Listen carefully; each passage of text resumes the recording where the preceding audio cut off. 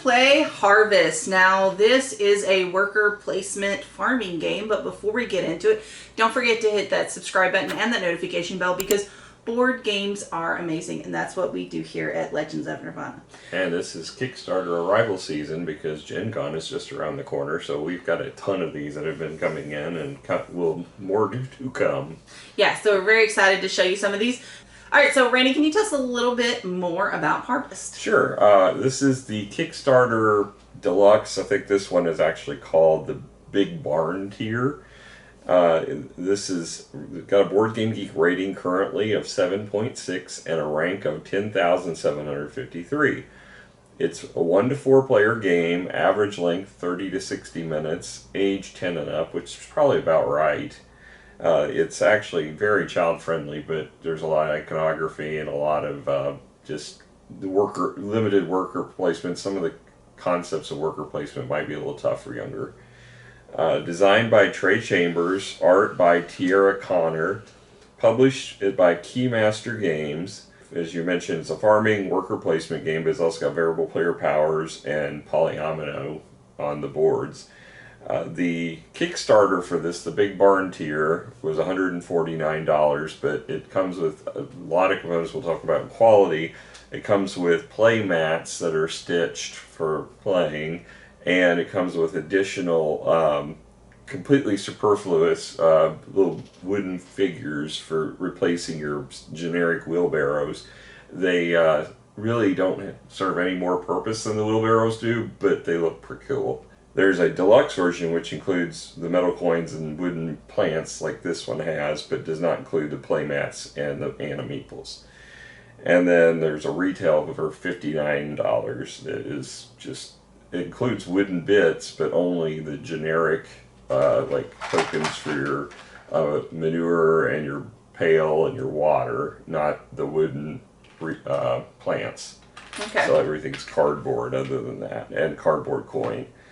So right now this is not available in stores. It's pre-ordered everywhere for pretty much just the retail version. It's the cheapest I've found was Atomic Empire has a pre-order for $47.99. Everybody else I saw was selling it $60 or higher. So it's actually selling for MSRP or higher. Okay. So yeah, I mean, I've never ordered from Atomic Empire, so your results may vary, but if you've ever ordered and had success from them, that would be where I'd try to pick it up. There are some copies on the Geek Market.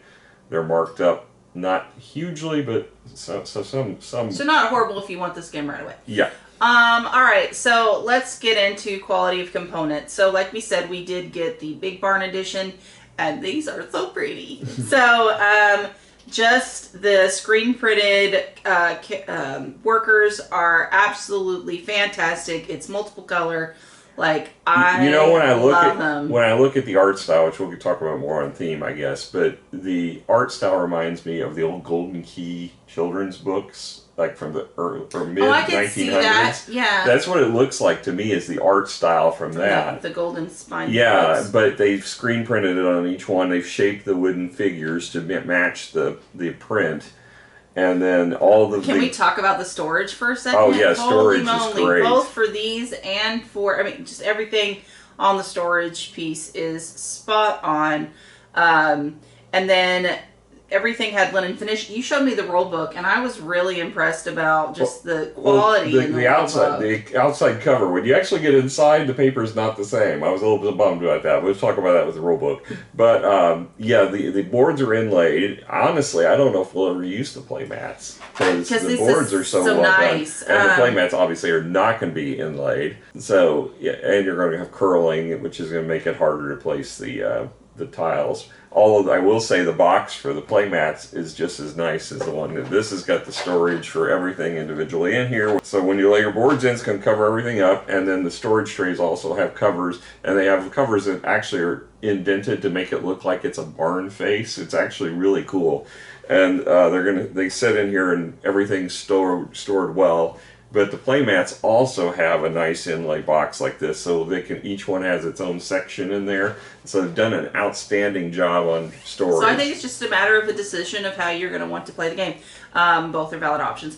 So this, it's gorgeous. I think it's well quality-wise, well executed. I don't know if there was anything I could add to this. Overall, I'm really, really happy. I'm going to probably give this a 9 on quality of components. I don't see... I honestly don't know why it's not a 10. And I mean, to me, the metal coins are amazing. I was debating. Yeah, I'm very close to it. If it's anything, it's the rule book not having the pages. But that's about the only thing that... 9.5 maybe? Yeah, it's definitely close to a 10. I'm probably going to go ahead and round up to a 10 because I'm not going to ding it that heavy because... 9.75. Okay. It's a 10 to me. It's a 10. No, it is absolutely fantastic. I absolutely love it. Now, moving on to the theme, I think you hit it spot on with the theme. Is it seemed like the Golden Spine books when we were children, more when you were a child than me, but they predate me. Thank you. They're like I think they were like 1930s to 50s. No, they still came out with some. Yeah, they're still issuing them today. With their, right. The golden key ones. But the older ones, I thought they were called Golden Spine. No, they have little keys on them. They're like a black border with little golden keys all over. Okay, maybe we're talking about two different things. I'm talking about the gold spines. Anyway, no, but some of the older style children's books definitely is what this does remind me of. And I personally think it's very cute. I think it's a little fun. It's a little nostalgic. It's almost like if there was a game that came out in the 50s or 60s and it actually was good. Like that's kind of the color palette and the theme I kind of get with it, and I like it. I like it. It's cute. And I think it does work with the gameplay overall. I think you're definitely doing water. I love the art. I'm probably going to give this an 8.5. I really enjoyed the theme. Again, I'm going to probably go a little higher. I'm going to probably give it a 9. I think the art style is adorable. It fits the game well. I think it's carried through on everything. The boards, everything is consistent.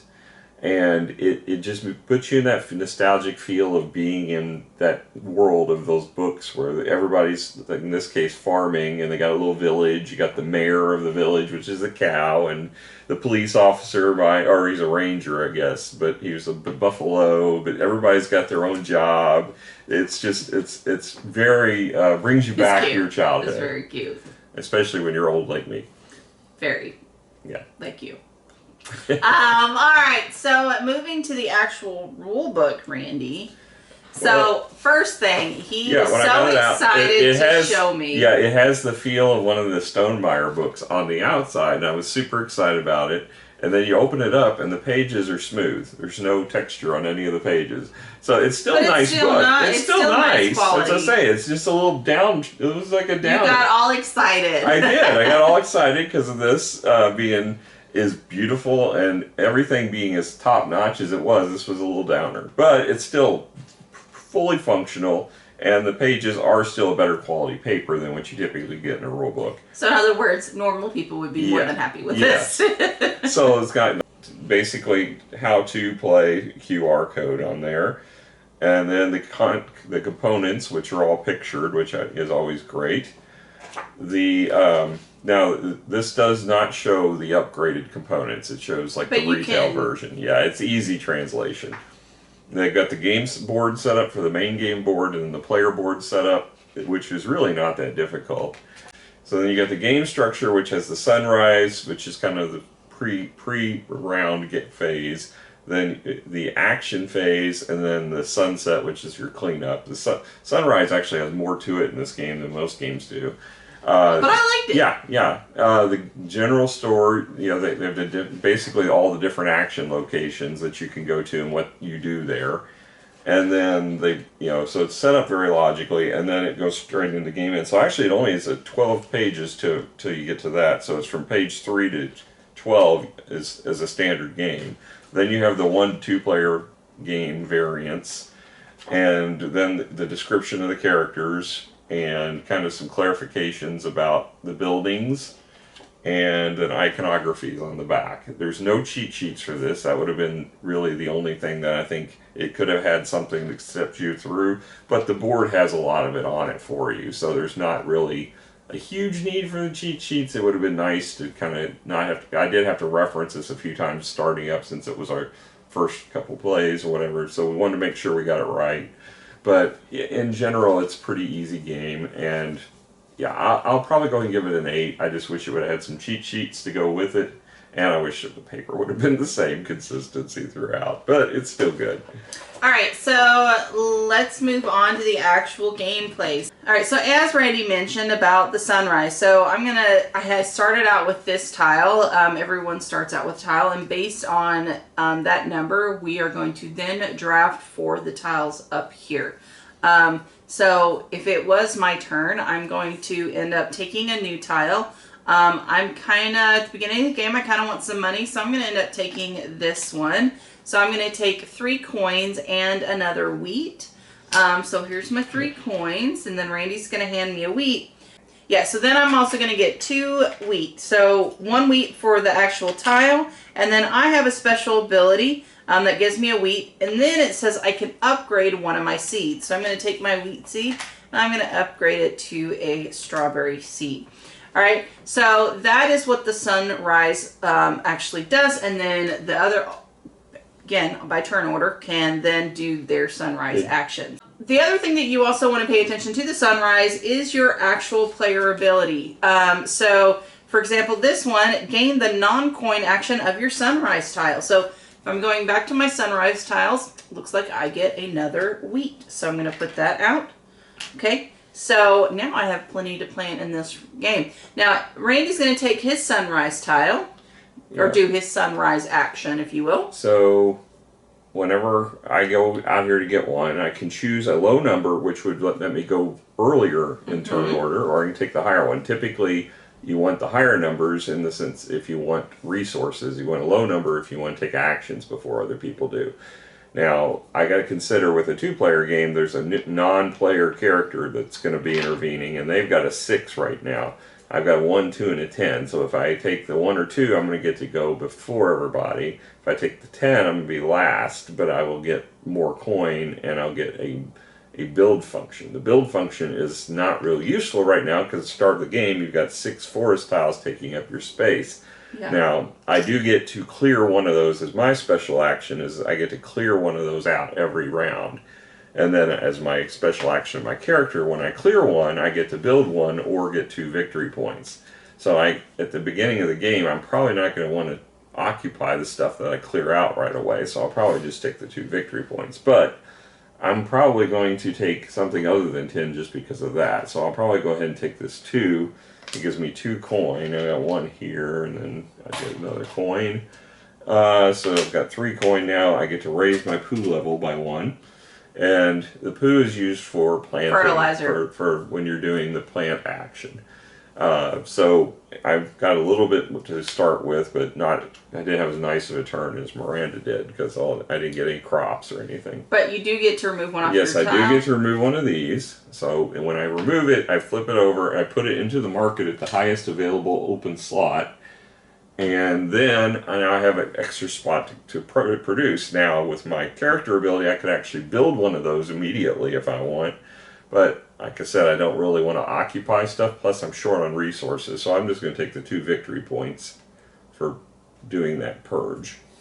Okay, alright, so then we're going to look at the turn order, and Randy's actually going to go first. He is going to place one of his workers down at a location. Yep. So I will take my worker, and I will assign them to...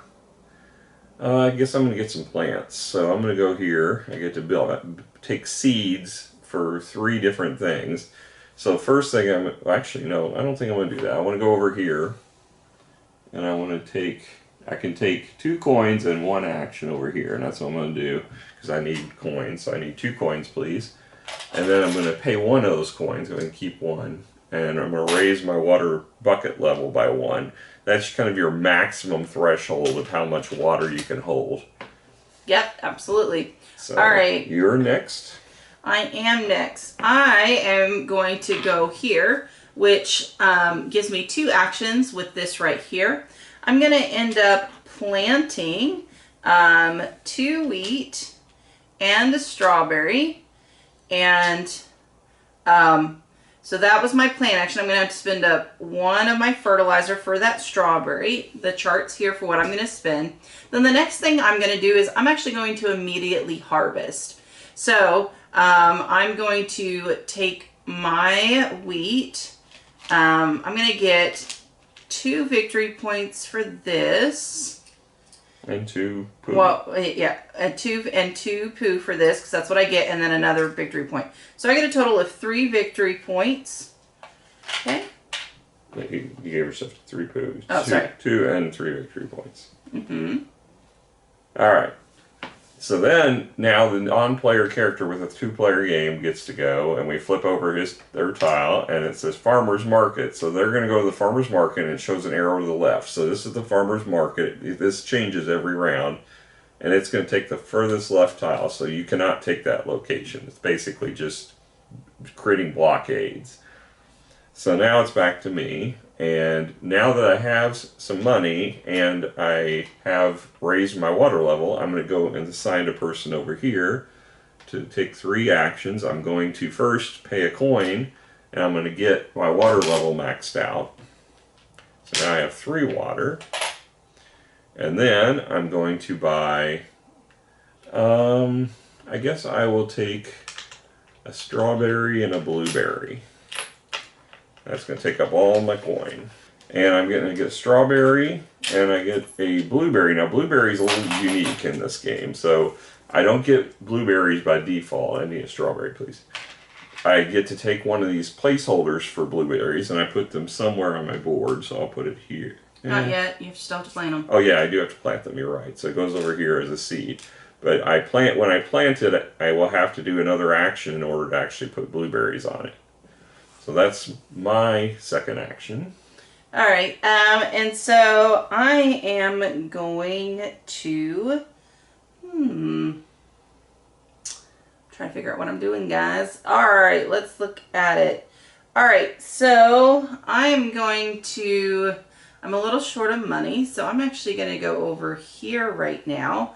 I'm going to spend my wheat seed, and I am going to trade to actually remove one of these. So I get to do that. Again, I'm going to take it over. I'm going to flip, and I'm going to put it here.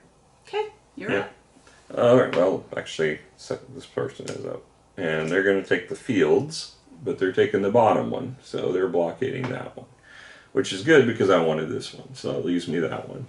So now I can take, first of all, I can plant my resources. So blueberry takes 2 poo, strawberry takes 1 poo. Well, I only have 2, so I'm not going to be able to plant the strawberry. I'll plant my blueberries, and I'll plant my wheat. Now I can take the tend. I've got 3 water, so it takes 2 water to get a blueberry. So now I can put my blueberries down. And when you tend, you're basically cloning the food that you have on here. So I can now spend the water to get a second wheat. And you got to have it touching the previous one. So you would have spent 3. So that's 3 water, which is all I have. And then the last action, I can harvest. So when I harvest, with blueberries, you don't remove the tile, but you do remove the actual blueberry. So I'm going to get, for this, I'll get 2 victory points and 2 poo. Actually, I would have spent all my poo, so I would be at 2. And then I get, for the blueberries, I get 4 victory points. So I get 6 victory points in total. And let's put that over here. And that would be my 3 actions I took. So now I'm here. I'm going to actually go here. I'm going to spend 2 to remove another one of these. But in this case, you actually get to roll a die too, which actually, it's like you discovered something in the forest. I'm really hoping for a coin so I can do all the things I want to do. Nope, I got a strawberry. That's actually better than a coin. It is actually better than a coin, but now I have to make decisions I don't want to make. All right, so then instead I'm going to increase my water. Whoop. Because I'm choosing to do that upgrade action. And I do have a third action, but I'm out of money to do that third action, so I'm not going to do it now. Now, one thing we should point out is when I took 3 actions over here, I could actually take the same action again over in where Miranda's at the workshop. It has a equals slash through it. So you cannot take the same action twice. So she couldn't go back and pay the other coin to raise her water bucket level by another one because she'd already done it. So you have to take, if you take 3 actions, you have to take all 3 of the different options you have there. The third one being building a building. But the buildings are all more expensive than she can afford. Correct. So. So that's, I think we've covered all the different actions that you can take. So again, so we just finished our round. You would start again. So you would get all your workers off the board, move up on the round marker, and remove this tile here because there's another tile underneath. And then you would start the next sunrise action by drafting the sunrise tiles. These do get shuffled before you do that draft bit, but that's the setup. Except for the ones you're in possession of. All the other ones get stay shuffled. there. That's what you're going to be trading out. So overall, I actually really enjoyed this game. It is a lighter farming game. So I think this will actually be a lot of fun with different kinds of people that may not want your family. Yeah, well, my family, because Agricola can get a little much. I guess on people that aren't familiar with a lot of that. And so this feels to me like a lighter version of Agricola, A lot lighter. It's a lot lighter, but it is super cute, and I don't mind. It's super short. I mean, that's my one complaint. 4 rounds of this, and each round 3 actions, so a total of 12 actions, and the game's over. Now, there are a few buildings that let you reactivate something, so there are ways to get more actions, but not a lot. But yeah, it's just, if the game's over way before you want it to be. Exactly. But, it is appropriate because by the end we had almost cleared out our stuff. So it does seem appropriate, but we're used to the longer Agricola. So we're like, what do you mean? We just got started. Well, to be fair, Agricola only has, 14 total rounds? 14 compared to 4. Yeah. With up to 5 workers, depending on how fast That's you can true. get them. So it adds up. So you're looking at a max of 12 actions, 3 times 4. So that's 12 actions versus Agricola. Well, you're getting, like in some of the cases, you're getting 3 actions versus 1. In Agricola, you're only getting 1 each time, no matter what. Right. So, but still, it's a lot faster. But then again, that may be a selling point to a lot of people, is the fact that it's fast. There does seem to be a group of people that really, they don't want to do a game more than an hour and a half. This definitely meets that quota. I think with more players, it may add a little bit of length of time, but not much. Yeah. But I actually really enjoyed it. Giving it a score, I think I'm going to give it an 8. I liked it. I thought it was cute. I love the texture, the feel of it. But again, my only complaint is that it's a little short. I feel like I just got to scratch the surface, then the game's over. I'm suffering from a little bit of bias in the sense that I heard so many great things about this game coming out of Essen. And it was like the best game of the show is what I heard from many different people. I don't feel like it's that great of a game. I feel like it's a good game. I don't think there's anything wrong with it. I just had higher expectations of and I didn't know what level of game it was. I was expecting something meatier. And it's not. It's definitely a very light game. This could be just slightly, probably a second, like not an entry game, but like a second round level up. If you leveled up from a standard worker placement game like Kingsburg or something like like that, this would probably be your next step up from that. But it's still got a lot of options in it, and it is hard decisions you have to make because of the limited number of actions. So given that, I'm probably about a 7.5, I think. Well, guys, thank you so much for joining us. We had an absolute blast, and hopefully you'll come hang out with us again. We'll catch you guys later. Bye. Bye.